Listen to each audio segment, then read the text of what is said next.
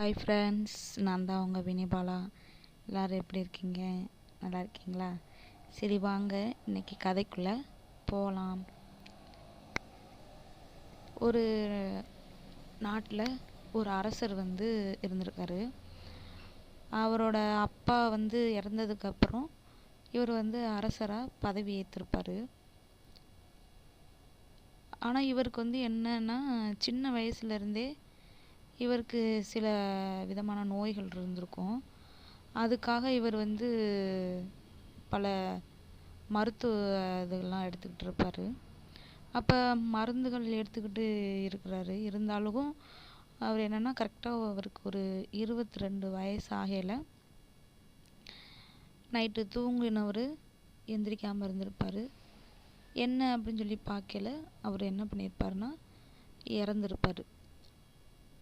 உடனே இவர் கூடயே இருக்கக்கூடிய, அதாவது எப்படி பிஏ மாதிரி, அவர் எங்கே அரசர் போனாலும் அவர் கூடயே ஒரு ஆள் இருப்பார்.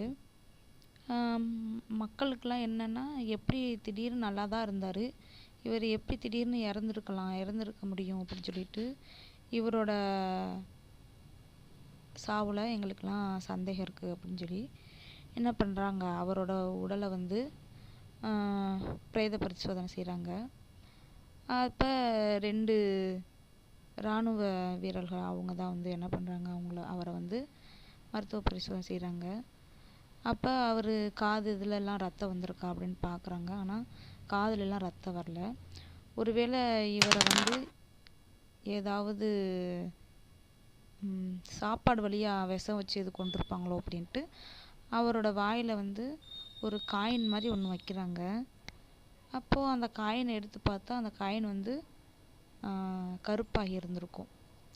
உடனே அப்போ இவரை யாரோ விஷம் வச்சு தான் கொண்டிருக்காங்க அப்படின்றத கன்ஃபார்ம் பண்ணுறாங்க. இது தற்கொலை கிடையாது அப்படின்ட்டு. அப்போது இவங்களுக்கு என்ன ஆர்மியில் சந்தேகம்னா, இந்த அரசருக்கு மருத்துவம் பார்த்துக்கிட்டு இருந்த அந்த மருத்துவரை சந்தேகப்படுவாங்க, ஒருவேளை அவர் தான் கொண்டிருப்பாரோ அப்படின்ட்டு. அப்போ அவர்கிட்ட விசாரணை நடத்துகிறாங்க. அப்போது அவர் சொல்கிறாரு, இல்லை, நான் கரெக்டான மருந்தை தான் கொடுத்துக்கிட்டு இருந்தேன். ஆனால் எப்படி இது ஆச்சுன்னு என்னால் நம்பவே முடியல. அரசரை நான் காப்பாற்ற முடியாத ஒரு பாவி ஆயிட்டேன் அப்படி சொல்லிட்டு அவர் என்ன பண்ணுறாரு, அழுக ஆரம்பிக்கிறாரு. ஆனால் இவங்களும் அதே மாதிரி அவரோட மருத்துவ குறிப்பெல்லாம் எடுத்து பார்க்குறாங்க. இவர் கரெக்டான மருந்து தான் என்ன பண்ணியிருக்காரு, அரசருக்கு கொடுத்துட்ருக்காருன்றது தெரியுது. இப்போ இவங்களோட சந்தேகம் எங்கிட்டு மாறுது அப்படின்னா, இந்த அரசர் கூடயே இருப்பார்ல, அவராக இருக்குமோ அப்படின்னு அவர் மேலே சந்தேகப்படுறாங்க. அப்போ அவரை பிடிச்சி என்ன பண்ணுறாங்க, ஜெயிலில் அடைச்சி அவர்கிட்ட விசாரணை நடத்துகிறாங்க. ஆனால் அவர் என்ன சொல்கிறாரு, என் மேலே எதுக்கு நீங்கள் பழி போடுறீங்க, நான் என்ன பண்ணேன், நான் ஒன்றுமே பண்ணலை. அரசருக்கு அந்த மருத்துவன் தான் மருந்துலாம் கொடுத்துக்கிட்டு இருந்தான், அவன் மேலே தான் எனக்கு சந்தேகமாக இருக்குது, நீங்கள் அவனை போய் விசாரிங்க அப்படின்ற மாதிரி இவன் சொல்லுவான். இதிலே தெரிஞ்சிருச்சு இவன் தான் ஏதோ பண்ணியிருப்பான் அப்படின்ட்டு. அப்போது சரி, எப்படி இவருக்கு விஷம் வச்சுருக்கலாம், ஒருவேளை உணவில் மருந்து வச்சுருக்கலாமா, இல்லை அவர் குடித்த மருந்தில் எதுவும் விஷம் வச்சுருப்பாங்களோ அப்படின்ட்டு இவங்க திருப்பி அந்த மருத்துவர்கிட்ட போய் கேட்குறாங்க. அப்போது அவர் சொல்கிறாரு, நான் இல்லை, எல்லாமே நல்லா தான் கொடுத்துருந்தேன், அவரும் கரெக்டாக தான் சாப்பிட்ருந்தாரு. ஆனால் அவர் சின்ன வயசுலேருந்தே அவருக்கு இந்த நோய் இருந்ததுனால அவர் இஞ்சி சாப்பிட்டுட்டே இருந்திருக்காரு அப்படின்னு சொல்லுவாங்க. அப்போ இவங்க கேட்பாங்க, நீங்கள் கொடுத்த அந்த மருந்துலையும் இஞ்சி இருந்துச்சா அப்படின்ட்டு. ஆமாம், நான் கொடுத்த மருந்துலையும் இஞ்சி இருந்துச்சு அப்படின்ட்டு. அப்போ தான் இவங்களுக்குள்ள என்ன இதுன்னா, அப்போ இவர் கொடுத்த இஞ்சியும் அவர் சாப்பிட்ருக்காரு. அது போக அவரும் சின்ன பிள்ளையிலேருந்தே இஞ்சி எடுத்துருந்துருக்கார் இல்லையா. அப்போ அந்த இஞ்சியில் தான் கொஞ்சம் கொஞ்சமாக யாரோ விஷத்தை வச்சு இவரை கொண்டிருக்கணும் அப்படின்ட்டு இவங்க என்ன பண்ணுறாங்க, ஒரு முடிவுக்கு வராங்க. அப்போது அவர் சாப்பிட்ட இஞ்சி எங்கேருந்து வாங்கினாங்க அப்படின்னு விசாரிக்கிறாங்க. அப்போது அந்த இஞ்சி பக்கத்து நாட்டிலேருந்து தான் வாங்கியிருக்காங்கன்றது தெரிய வருது. அதே போல் அங்கே இருக்கக்கூடிய அரசன் இந்த அரசனோட ஒரு வகையில் சொந்தமாக தான் இருக்காங்க. அப்போ இப்போ இந்த அரசர் இறந்ததுக்கப்புறம் இவங்க எல்லாரும், அதாவது அமைச்சரவையெல்லாம் கூடி யாரை அரசனாக்கலாம் அப்படின்னு யோசிக்கலை. அந்த அந்த பக்கத்து நாட்டு அரசன் இருக்கான்ல அவனை தான் என்ன பண்ணலாம் இந்த நாட்டுக்கும் சேர்த்தாப்புல அரசன் ஆக்கணும் அப்படின்ற மாதிரி இவங்க முடிவுக்கு வர்றாங்க. அப்போ இவங்களுக்குள்ள ஒரு சந்தேகம், யாருக்கு இந்த இவரோட கேஸை வந்து நடத்திக்கிட்டு இருக்கா அந்த இராணுவ வீரருக்கு வந்து இது ஒரே சந்தேகம். அப்போ அவர் தான் இஞ்சியை வேற அவர் தானே கொடுத்துக்கிட்டு இருக்காரு, அவர் நாட்டு தான் ஃபேமஸ் அப்படின்றப்ப அவர் தான் இங்கே இளவரசன் ஆகணும் அப்படின்றதுக்காக அந்த அரசரை வந்து கொன்றுக்கலாம் அப்படின்ற ஒரு முடிவுக்கு வர்றாங்க. உடனே அந்த நாட்டுக்கு இவங்க என்ன பண்ணுறாங்க, போகிறாங்க. அப்போ இவங்க போகையிலே இவங்களை வந்து நைட்டில் அந்த கொல்றதுக்காக ஆள் வருது. அப்போது இவங்க வந்து பயங்கரமாக சண்டை போட்டு முடிச்சுட்டு அவங்ககிட்ட கேட்குறாங்க, யார் உங்களை வந்து எங்களை கொல்ல சொல்லி அனுப்புனா அப்படின்ட்டு. அதுக்கு அவனும் வந்து அந்த நாட்டு அரசனையே சொல்லிட்டு செத்துடுறான். அப்போது இவங்க வந்து கன்ஃபார்ம் முடிவே பண்ணிடுறாங்க, இவர் தான் வந்து அவங்கள வந்து கொல்ல வந்திருக்கணும் அப்படின்ட்டு. அதோட சரி நம்ம வந்து இன்னியும் வந்து ஆதாரம் நம்மளுக்கு வேணும் அப்படின்ட்டு அந்த நாட்டுக்குள்ளே போகிறாங்க. போனால் அங்கே இருக்க மக்கள் எல்லாரும் என்ன சொல்கிறாங்க அப்படின்னா, அவரோட அரசர் வந்து ரொம்ப நல்லவர் அப்படின்ற மாதிரி தான் சொல்கிறாங்க. யார்கிட்ட கேட்டாலும் இல்லை அவர் தப்பான ஆள் இல்லை அப்படின்னு சொல்லிட்டு. அப்போது இங்கே வந்து இஞ்சி ரொம்ப ஃபேமஸ் தானே அப்படின்னு கேட்குறாங்க. ஆமாம், இஞ்சி ரொம்ப ஃபேமஸ் ஆனது. நீங்கள் வேணால் இஞ்சி வாங்கணும் அப்படின்னா இங்கே வந்து ஒரு பக்கத்தில் ஒரு கடை இருக்குது, அந்த கடையில் போய் வாங்க, அதுதான் ஒரிஜினலான இஞ்சி உங்களுக்கு கிடைக்கும், அதுவும் அரசர் நடத்துகிற இஞ்சி தான், கடை தான் அப்படின்னு சொல்கிறாங்க, இஞ்சி கடை தான் அப்படின்ட்டு. அப்போ இவங்க என்ன பண்ணுறாங்க, அங்கே போகிறாங்க. போனால் அங்கே வந்து இந்த அனாதைகள்லாம் இருப்பாங்களா அவங்களுக்கு எல்லாத்துக்குமே அந்த கடை மூலயமா என்ன பண்ணுறாரு, அந்த அரசர் வந்து சாப்பாடு கொடுக்குறாரு. உணவு இல்லாமல் இருக்கிறவங்க எல்லாருக்கும் அங்கே தான் வந்து சாப்பாடெலாம் கொடுக்குறாங்க, அவங்களும் சாப்பிட்றாங்க. அதோடு அந்த இஞ்சியவும் சேர்த்து கொடுக்குறாங்க. இது வந்து தினைக்கு தொடர் கதையாக தொடர்ந்துக்கிட்டே தான் இருக்குது. அப்போ இவங்க போகிறாங்க. போயிட்டு உங்கள் கடையில் தான் இஞ்சி வந்து ரொம்ப ஃபேமஸ்ன்னு சொல்லி கேள்விப்பட்டிருக்கேன். ஆமாம், நம்ம ஊர் இஞ்சி தான் ரொம்ப ஃபேமஸ்ஸு. இது வந்து அரசர் இதை வந்து தனித்துவமாக வளர்த்து என்ன பண்ணுறாரு, பக்குவப்படுத்தி நாங்கள் வந்து எல்லா ஊருக்கும் கொடுக்குறோம், உங்களுக்கு எவ்வளோ வேணும் அப்படின்ற மாதிரி கேட்குறாங்க. உடனே இவங்களும் வந்து சரி நாங்கள் இன்னொரு நாள் வந்து வாங்கிக்கிறோம் அப்படின்னு சொல்லிட்டு இப்படியே கிளம்ப போகையில் அந்த கடையில் வேலை பார்க்குறவன் வந்து என்ன பண்ணுறான்னா பேசுகிறான், நம்ம வந்து நம்ம மேலே அவங்களுக்கு ஒரு வேளை சந்தேகம் வந்திருக்குமோ அப்படின்ற மாதிரி பேசுகிறான். ஆனால் அதை வந்து அவங்க கேட்டிருக்க மாட்டாங்க, போயிடுவாங்க. அப்போ என்ன ஆகும் அப்படின்னு சொல்லி பார்த்தீங்கன்னா, அந்த அரசர் வந்து சாப்பாடு கொடுக்குறாங்கல்ல அந்த அனாதைகள், அதில் ஒருத்தவன் என்ன பண்ணுறான், அந்த இஞ்சியை சாப்பிட்டுட்டு கொஞ்ச நேரத்தில் என்ன ஆகுது அப்படின்னா வாமிட் எடுத்து கீழே விழுந்துடுறான் மயங்கி. அப்போ அங்கே இருக்கவங்க ஒரு மருத்துவர் வந்து பார்க்குறாரு, இது ஒன்றும் இல்லை, சும்மா ஒரு இதுதான், ரொம்ப நாள் சாப்பிடாம இருந்து சாப்பிடவும் தான் அவருக்கு இந்த மாதிரி ஆயிருக்கு அப்படின்ற மாதிரி சொல்கிறான்.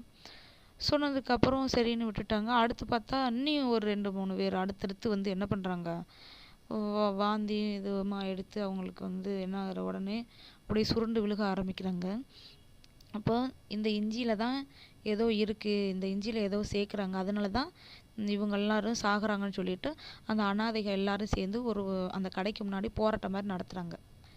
அப்போது அங்கேருந்து இந்த வீரர்கள் வந்து திருப்பி வர்றாங்க, அதாவது இந்த கேஸை நடத்தக்கூடிய அந்த இராணுவ வீரர்கள். என்னாச்சு, ஏன் கடைக்கு முன்னாடி இப்படி எல்லாரும் சத்தம் போடுறீங்க அப்படின்ட்டு. இல்லை, இவங்க கொடுத்த அந்த சாப்பாடு இஞ்சினால் எங்களோட இருந்த ஒரு 4-5 பேர் இறந்துட்டாங்க, இவங்க தான் அந்த இஞ்சியில் வந்து எதையோ சேர்த்துருக்காங்க அப்படின்ட்டு கத்த ஆரம்பிக்கிறாங்க. சரி, இதெல்லாம் உங்களுக்கு யார் வந்து சொன்னது அப்படின்ட்டு கேட்கல, அந்த இளவரசர் இறந்தார்ல அந்த அரசர், அவருக்கு மருத்துவம் பார்த்தார்ல அவரோட மயன்தான் வந்து என்ன பண்ணியிருப்பான்னா இவங்களையெல்லாம் பார்த்துட்டு இந்த மாதிரி அந்த இஞ்சியில் ஏதோ கலப்படம் சேர்த்தனால தான் இவங்க இறந்தாங்கன்னு சொல்லியிருந்தது இவங்க வந்து அந்த வீரர்கள்ட்ட சொல்லுவாங்க. அப்போ இவங்க 2 பேரும் சேர்ந்து அவரோட பையனை பார்க்க போகிறாங்க. நீ எப்படி இங்கே வந்த, நீ ஏன் இதில் வந்து தலையிடுற அப்படின்ற மாதிரி கேட்கல, நீங்கள் வந்து எங்கள் அப்பா வந்து சந்தேகப்பட்டு விசாரிச்சிங்க இல்லையா, அதனால தான் இதை கண்டுபிடிக்கணுன்றதுக்காகவே நான் இங்கே வந்தேன். அப்போ தான் இவர் எல்லாத்தையும் சொல்லுவான், அந்த இஞ்சியில் தான் ஏதோ வந்து சேர்க்குறாங்க அப்படின்ட்டு.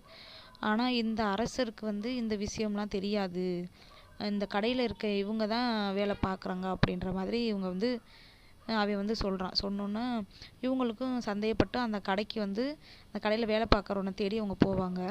அந்த நைட்டில் என்ன ஆகும் அப்படின்னா, இவன் வந்து அந்த நல்ல இஞ்சியெல்லாம் வச்சுட்டு அந்த விஷம் கலந்த இஞ்சி இருக்கும் இல்லையா, அதை பூரா வெவ்வேறு நாடுகளுக்கு நாடு கடத்துவான்.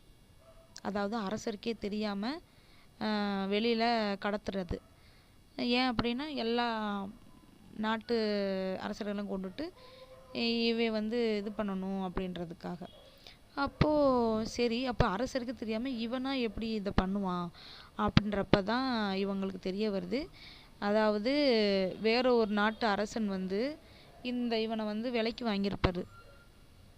ஏன்னா இவனை விலைக்கு வாங்கினா இவன் வந்து சப்ளை பண்ணுறனா அப்போ இவனோட அரசனை தானே எல்லாரும் சந்தேகப்படுவாங்க. அப்போ நம்ம மேலே எந்த சந்தேகம் வராது அப்படின்ட்டு வேற ஒரு நாட்டு அரசன் தான் இந்த மாதிரி அவங்கிட்ட வந்து என்ன பண்ணுவான், அந்த விஷம் உள்ள இஞ்சியெல்லாம் எல்லாருக்கும் என்ன பண்ண சொல்லுவான், சப்ளை பண்ண சொல்லுவான். அதுக்காக அவன் தான் இவனுக்கு வந்து என்ன பண்ணுவான், பணம்லாம் கொடுத்துக்கிட்டு இருப்பான். அப்போது இந்த விஷயம் வந்து என்ன ஆகும் அப்படின்னா இந்த வீரர்களுக்கு தெரிய ஆரம்பிச்சிரும். தெரிய ஆரம்பித்தோன்னா இதுக்கிடையில் அந்த அந்த அரசர் இறந்தார் இல்லையா, அவங்க அமைச்சரவையில் என்ன பண்ணுவாங்கன்னா இந்த இந்த விஷயத்தை வந்து இந்த வீரர்கள் வந்து அவங்கள்ட்ட சொல்ல ஆரம்பிப்பாங்க. சொன்னோன்னே என்னன்னா அப்போ இந்த அரசர் வேணாம், யார் இந்த இஞ்சி தயாரிக்க நாட்டு அரசர் வந்து நம்மளுக்கு அரசராக வேணாம், அந்த வேறு நாட்டு அரசர் சொன்னல அவன் தான் வந்து இந்த வீரர்களெல்லாம் அந்த இஞ்சியை வந்து சப்ளை பண்ண சொன்னான். அவனைத்தான் இவங்க எல்லாரும் பேசி வச்சுருப்பாங்க. நீங்கள் தான் வந்து தலைவராகணும், நீங்கள் வாங்க அப்படின்ற மாதிரி கூப்பிட்ருப்பாங்க. ஆனால் இதுக்கிடையில் இந்த விஷயம் என்ன ஆயிடும், இந்த வீரர்களுக்கு வந்து தெரிய ஆரம்பிச்சிடும். உடனே இவங்க என்ன பண்ணுவாங்கன்னா அந்த இஞ்சிலாம் போகும்ல, அதில் வந்து ஒரு லெட்ரு மாதிரி எழுதி வச்சுருப்பாங்க. எழுதி வச்சு தான் அதை அனுப்பிவிடுவாங்க. அப்போ அந்த நாட்டு தளபதி வந்து என்ன பண்ணுவார்னா இந்த இஞ்சியை வந்து மடக்கி பிடிச்சிருவாங்க. அவங்க நாட்டுக்குள்ளே வரையில் மடக்கி பிடிச்சி பார்த்தா அதில் அந்த நிறைய இஞ்சி இருக்கும். அது போக இவங்க எழுதின லெட்டரும் இருக்கும். அதோட லெட்டரை பார்த்துட்டு அதோட அந்த வேறு நாட்டு இளவரசன் வந்து இங்கே வந்துடுவார். வந்தோடனே எல்லாரும் வந்து ஓட்டு கேட்டு இது பண்ணையில் எல்லாரும் என்ன பண்ணுவாங்கன்னா இவரத்தை இந்த கொலகாரர் அரசர் இருக்கார்ல அவனைத்தான் வந்து எல்லாரும் வரணும் அப்படின்ற மாதிரி சொல்லுவாங்க. அப்போது திடீர்னு பார்த்தா அந்த வீரர்களோட தலைவன் இருப்பார்ல இந்த நாட்டில், அவர் என்ன பண்ணிடுவார்னா அங்கே உடனே புகுந்து பார்த்தா அந்த அமைச்சரவையில் இருக்கக்கூடிய ஆளுகள் எல்லாருமே இவனோட பேசிகிட்டு இருக்கிறத அவர் கேட்டுருவார். கேட்டுட்டு இந்த மாதிரி நான் வந்து உங்களை கைது பண்ணுறேன் அப்படின்ட்டு. எதுக்காக, நான் எதுவுமே பண்ணலையே, அந்த பக்கத்து நாட்டு அரசன் தானே இஞ்சிலாம் தயாரிக்கிறேன், அவனால் தானே இந்த அரசர் வந்து செத்தான்றது எல்லாருக்குமே தெரியுமே, நீங்கள் என்ன புதுசாக சொல்கிறீங்க அப்படின்ட்டு. அப்போ தான் வந்து இவர் என்ன பண்ணுவார் அப்படின்னா, இல்லை நாங்கள் எல்லா தகவலும் சேமிச்சிட்டோம், நீங்கள் தான் அந்த நாட்டு அவர் அந்த இஞ்சி கடையில் வேலை பார்க்குறோன்னு நீங்கள் வந்து என்ன பண்ணியிருக்கீங்க, காசு கொடுத்து அந்த இஞ்சிகளை எல்லாரும் எங்கள் அரசருக்கு கொடுக்க சொல்லி நீங்கள் தான் சப்ளை பண்ணியிருக்கீங்கன்றது எங்கள் ஆளுங்க வந்து கண்டுபிடிச்சிட்டாங்க.